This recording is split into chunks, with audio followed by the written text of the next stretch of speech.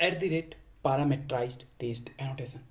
ये काफ़ी छोटी वीडियो होने वाली है क्योंकि इसके सब पार्ट 3 और पार्ट आने वाले हैं। ठीक है, अभी इस पर्टिकुलर वीडियो में हम बस पैरामेट्राइज्ड एनोटेशन को समझेंगे।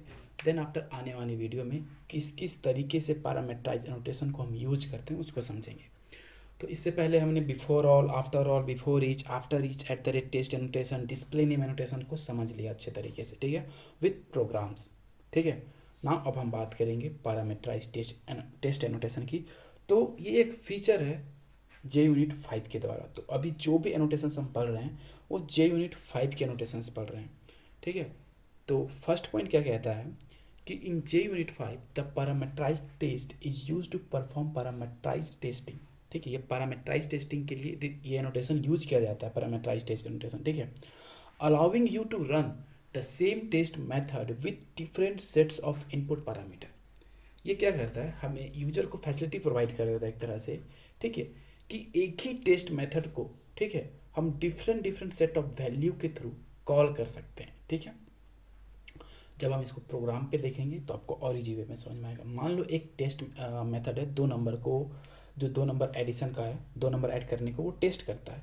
तो अब मान लो एक ना फर्स्ट टाइम में 2 और 3 एंटर किए, फिर अगेन आप जब उसको एग्जीक्यूट करोगे तो 4 और 5 को एंटर कर रहे हो, फिर अगेन एग्जीक्यूट कर रहे हो तो 6 और 7 एंटर कर रहे हो। तो अब बार बार डेटा एंटर कर रहे हो दो नंबर को ऐड करके टेस्ट करने के लिए।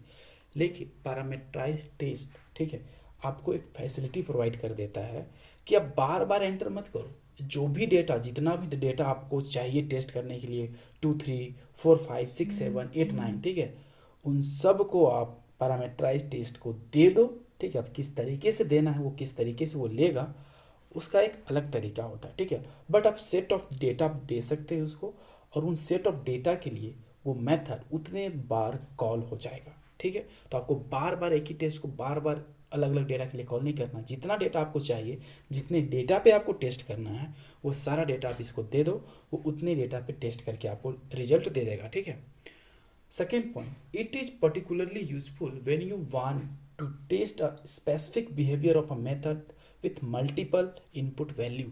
वही चीज़ है कि ये एक मेथड के बिहेवियर को टेस्ट करता है with different set of parameter. जितना आप पैरामीटर मीन्स वैल्यू, जितना वैल्यू दोगे वो उतने वैल्यू पे आपके मेथड को टेस्ट करके बताएगा कि ये यूजफुल है या नहीं। ठीक है, third point, this avoid the need to write separate test method for each input combination.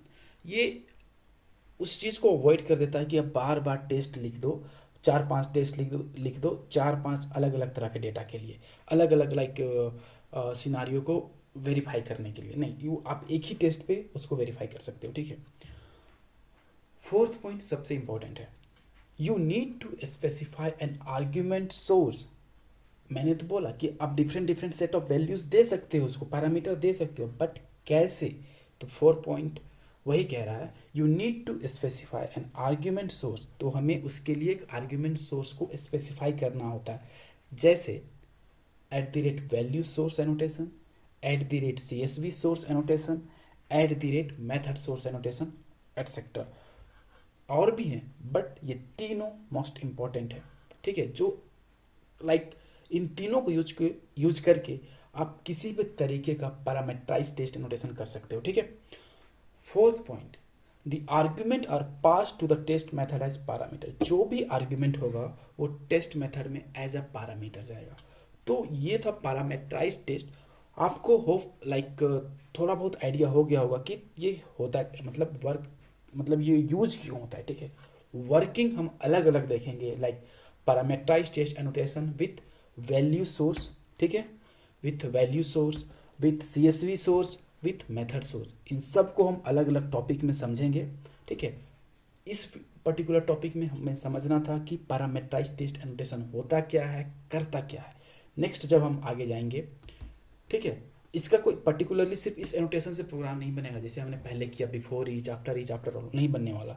आपको इसके ऊपर प्रोग्राम लिखने के लिए वैल्यू सोर्स एनोटेशन आना चाहिए, CSV सोर्स एनोटेशन आना चाहिए, मेथड सोर्स एनोटेशन आना चाहिए। ठीक है, इसीलिए इन सभी अभी यहाँ 3 टॉपिक है, तो वो तीनों को मैं अलग अलग सेपरेट टॉपिक में समझाऊंगा। ठीक है, तो फिर मिलते हैं जहाँ पे हम बात करेंगे @value source annotations की। होप कि आपको ये समझ में आया होगा। कोई डाउट है तो आप कमेंट करके पूछ सकते हो।